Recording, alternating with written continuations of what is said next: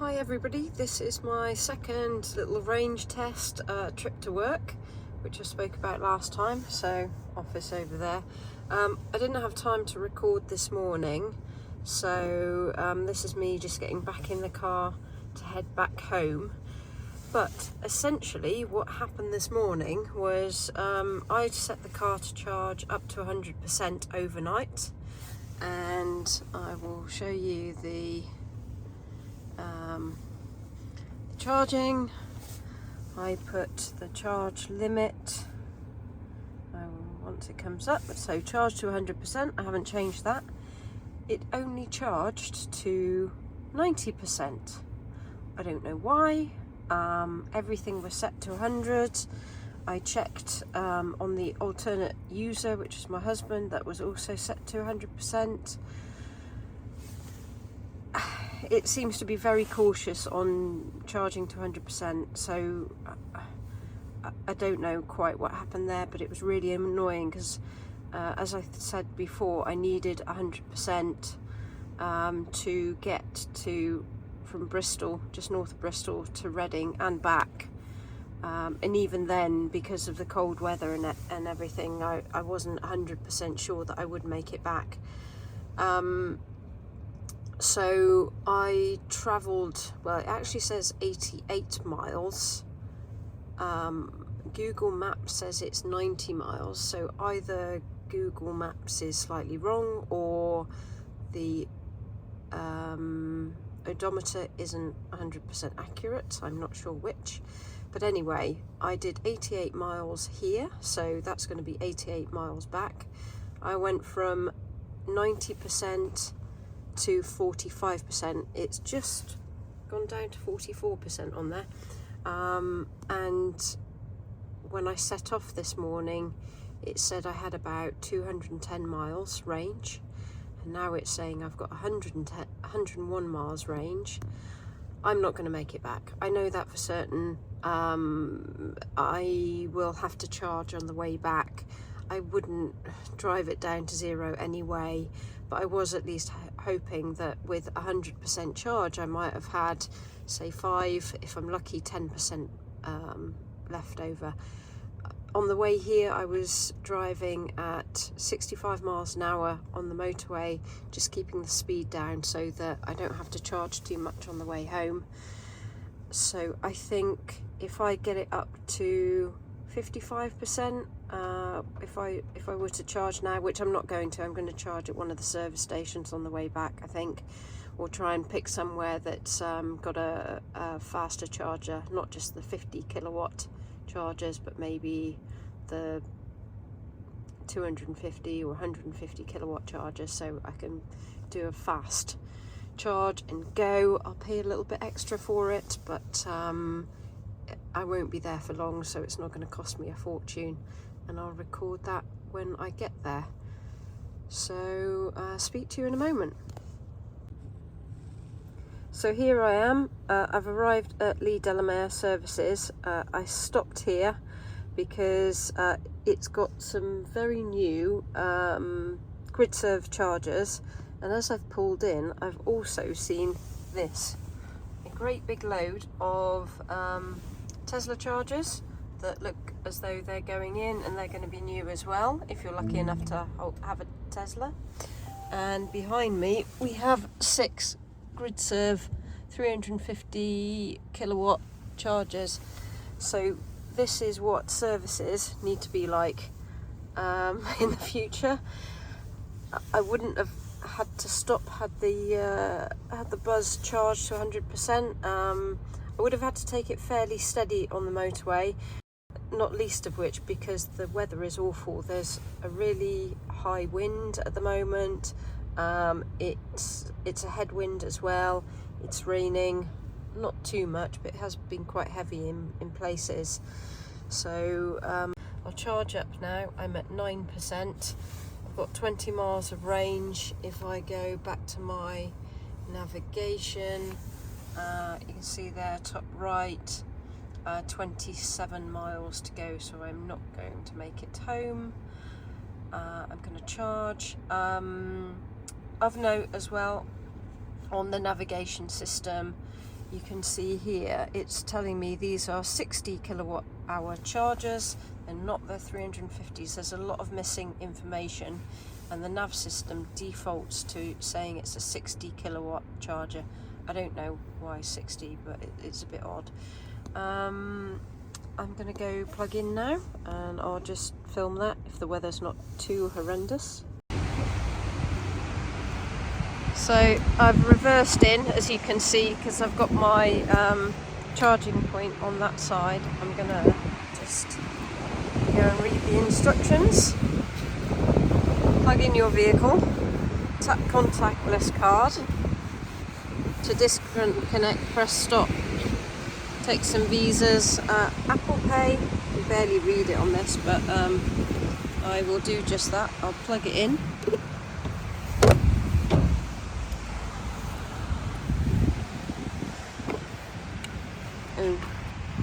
And I'm going to have to reverse.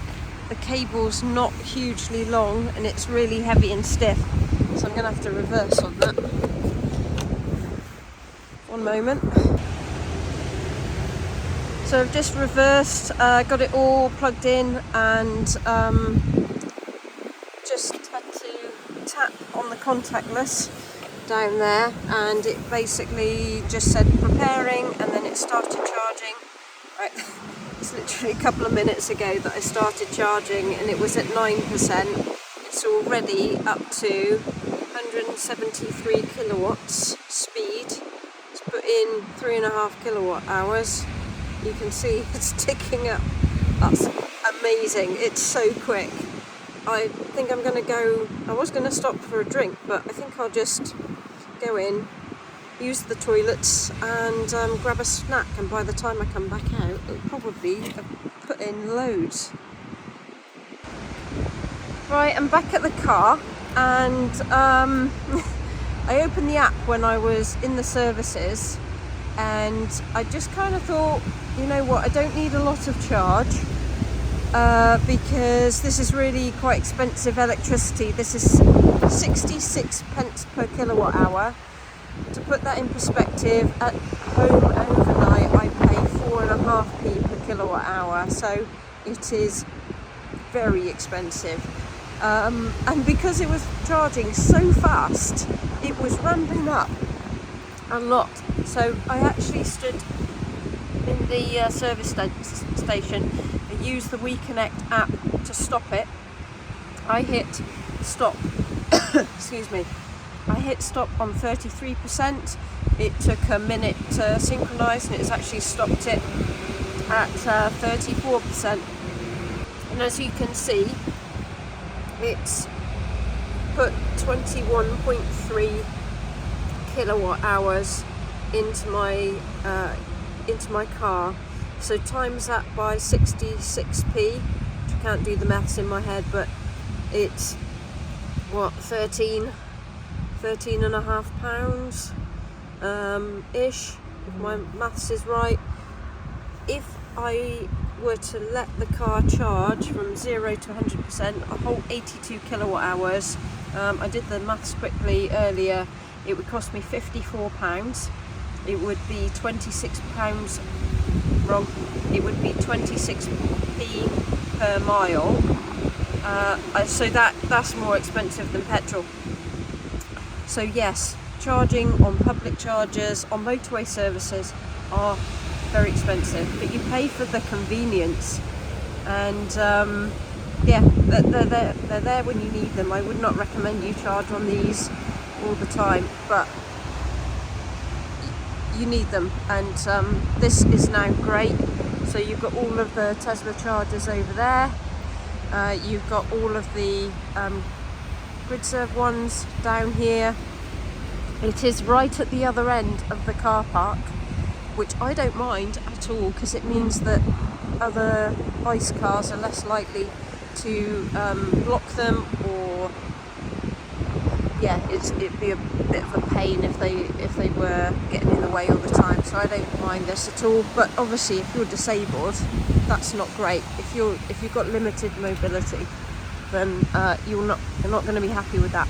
But there is one GridServe charger right down by the actual services as well, so people could use that. Anyway, I'm going to get back in the car now because it's not very nice. Right, back in the car, and I now have 75 miles of range, 34%.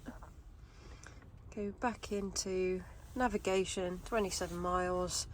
That means I can hammer it along the motorway, and yeah, that'll be good. And I should get home before 8 o'clock. And the other thing I can do is change the mode out of eco, and I'll put it back to comfort, so I get all of the performance back again. And yeah. So here I am at home. I've got 19% of the battery remaining, 40 miles range, which is plenty. I'm going to plug in now, let it charge overnight a bit, so there's some range in it. Not that I'm going anywhere tomorrow, I'm working from home tomorrow. We have a Zappi charger, and overnight our electricity rate is 7.5 pence per kilowatt hour. This fan has an 82 kilowatt hour battery in total, though it's only 77 kilowatt hours usable. But let's say if we drain it all the way to 0 and you charge it all the way up to 100%, and that's 82 kilowatt hours, and then you say, okay, you lose a couple of percentage in resistance, so I'm going to round that up to 85 kilowatt hours of electricity that you need to charge this car. If you then do about 180 to 250 miles of range in the Buzz, which, depending on motorway miles, etc., having done all the calculations, it works out at somewhere between 2.5 pence to 3.5 pence per mile. Now, when you compare that to a diesel transporter, that's on about 36 miles per gallon, works out about 18p per mile. And you think, fab, this is 2.5p per mile. Diesel, 18p per mile. But there's a catch. So that's at home, and that's on a very, very cheap tariff overnight.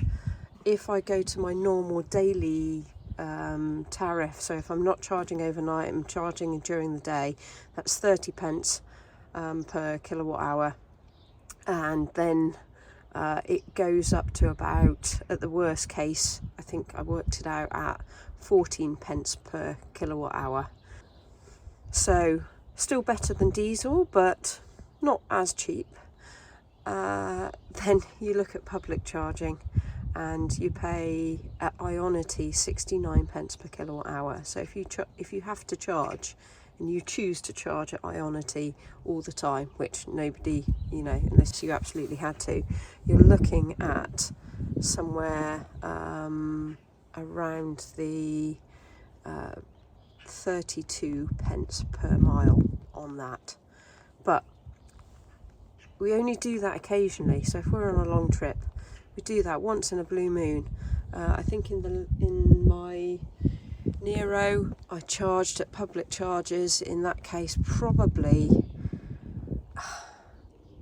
maybe about 4 or 5 times in the last 12 months.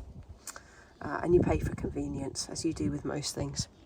And the Ionity chargers are very good, they're very reliable. Other chargers, not so much. So that's it on charge costing. Hope that was useful for people.